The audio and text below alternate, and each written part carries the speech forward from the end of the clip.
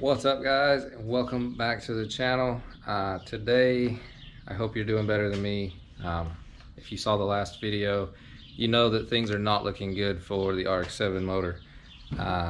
We had a catastrophic failure with the oil pump, which caused some pretty severe internal damage. I didn't really show a whole lot of that in the last video, but if you want to see it, I'm going to put a link up in the corner. Should be right up here. Maybe it's over here, I don't know. But I'm gonna link that video up there for you guys. You can check it out. You can see what I saw for the first time when I opened it up. But today, what I'm gonna do is actually go through and I'm going to highlight the damage that occurred in this thing due to that catastrophic oil pump failure. Initially, I was expecting apex seals before I opened it.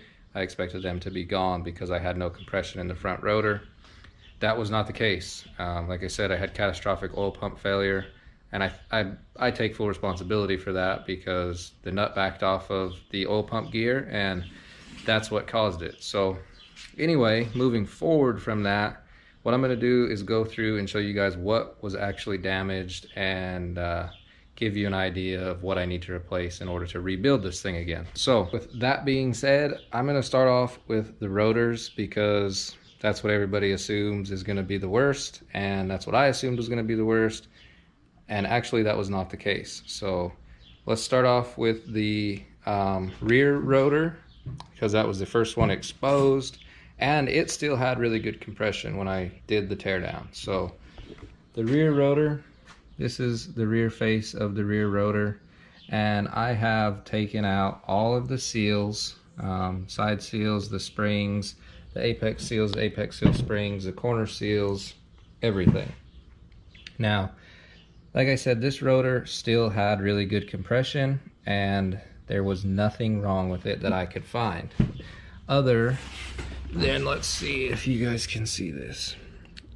That copper material that is in the stationary gear teeth. This is the teeth on the rotor that actually line up with the stationary gear. There is bearing material from the front and rear stationary gear bearings in there.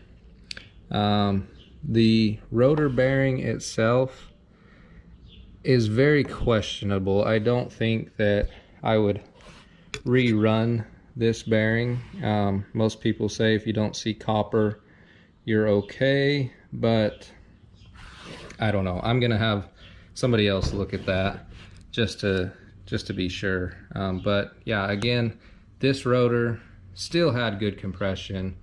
Everything was working properly on it, and that leads me to the reasoning for my disassemble is the front rotor. So this is the front rotor, and this is the rear face of the front rotor. This is the face that points out to the flywheel side. This rotor here had two apex seals that were not damaged, but just lodged down into the housing. They would not move, along with this one side seal. Now this side seal here, let me see.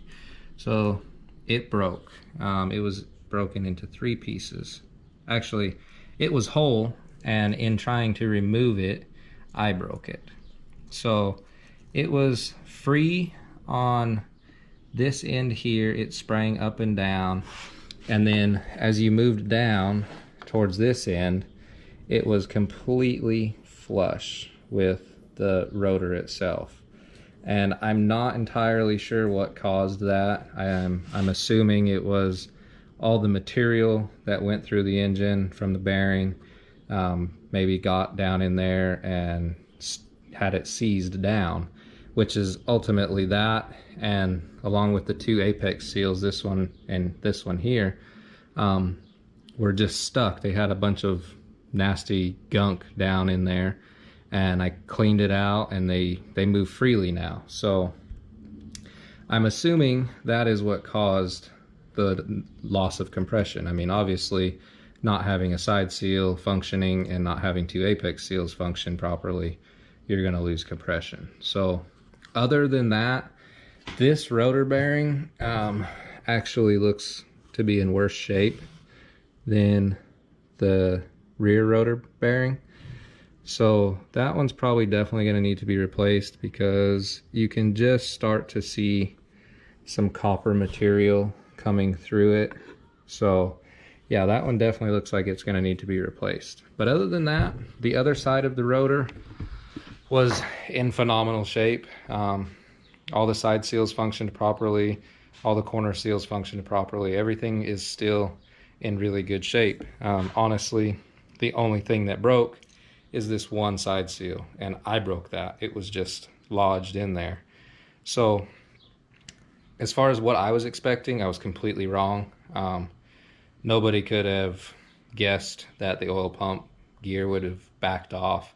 I thought I did it completely correct. Obviously not, but you know, you live and learn. And then, so that brings me to the eccentric shaft. Now, this looks like complete garbage on the camera. And honestly, in person, when I first saw it, I thought the same thing. It looks super rough and beat up, but honestly, it's very, very smooth. No pitting, no scoring. I think what we're seeing is like melted maybe, or just burnt bearing material. So I'm gonna do some research and find out what the actual diameter needs to be on these portions, these lobes of the E-shaft. And then I'm going to take some measurements with a micrometer and make sure that the E-shaft is in good enough shape to reuse, because if not, then I need to source one. And if I source a new E-shaft, I'm probably going to source new rotors just for balancing purposes. Call me crazy if you want, but I'm assuming that that's the safest thing to do. Now, with the rear rotor housing, it's actually in decent shape. Now, it is still oily and greasy, but for the most part, it seems to be in fairly good shape. So I'm not too concerned there.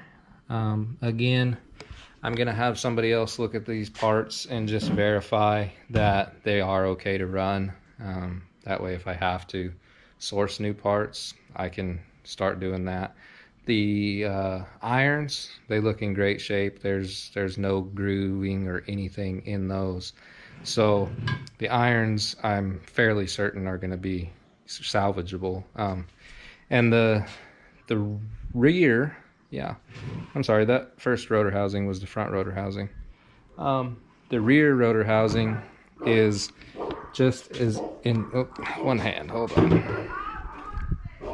So it's in just good of shape. It's just got a lot of oil in it. So yeah, there's nothing really wrong that I can see with it. It looks like maybe right here it's got some carbon buildup. I don't know. It comes off with my fingernail, so I think that's gonna be okay too.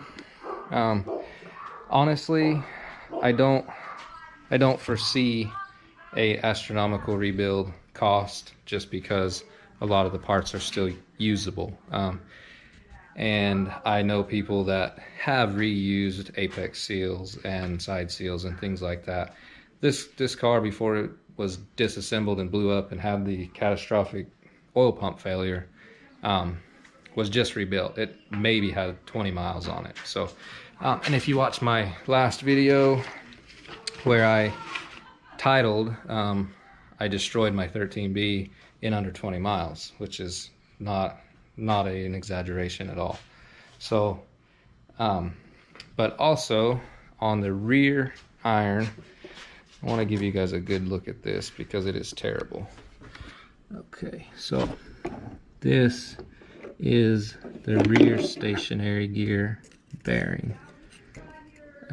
Yeah, so as you can see, it's pretty destroyed. I mean, it's got copper bearing material flaking off.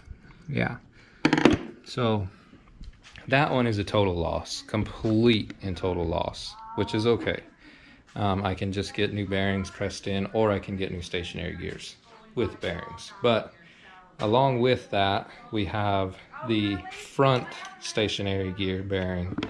And let me see if I can get you guys a good look at that. Okay, so it's kind of hard to see it on the camera, but right in here, there is a crack in that bearing. And again, the bearing material smeared outside of the bearing. So this all happened very, very, very fast. It's not like I beat on the car at all. I never even really had it fully running properly. I was doing some preliminary tuning and systems checking, essentially, is all that it made it through. And then this happened. So the car was not run hard, it was not run long. It just happened very, very fast. So that's kind of where I'm at with that. I'm going to pull apart the oil pump and just make sure that it's still okay. I want to show you guys that I did actually fix the oil pump gear key. It is in the slot now. I got that. I just had to work it a little bit, and now it goes on. And if you can see, I'm spinning the gear and the whole unit is spinning. So that is on there now, and so long as I put the nut on tight enough and get the lock washer on there, we shouldn't have this issue again. So that's my fault. You live and you learn. Learn by your mistakes. Unfortunately, this was an expensive mistake on my part, but like I said, I'm just gonna move forward from it and make this a learning experience, and hopefully I'll never make that mistake again, and you guys won't either if you follow this. So that's kind of where I'm at. I'm gonna pull the oil pump apart real quick, and I'll show you guys what I find inside of it. And like I said, this is just a short little video. Thank you guys so much for watching. I really appreciate it. All your support is amazing. So let me get that oil pump apart real quick, and that's probably gonna be the video. All right. All right, so here's the oil pump. We're just gonna set it right here. It looks clean. I don't know if you guys can see in there. Looks fairly clean.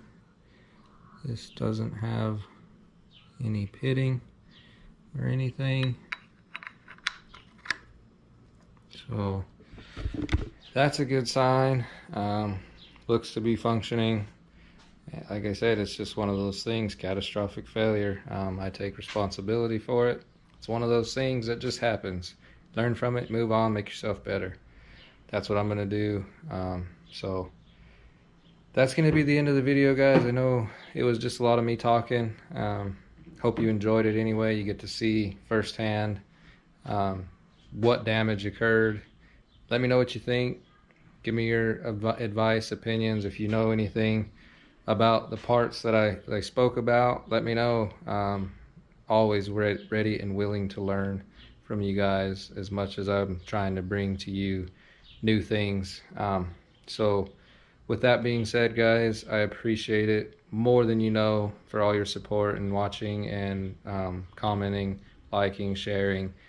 If you haven't already, consider subscribing. Like I said before, it's completely free, doesn't cost you guys anything, and it lets you know when I upload videos, which hopefully is going to be pretty consistent now. So remember, it's only a dream until you make it a reality. See you next time.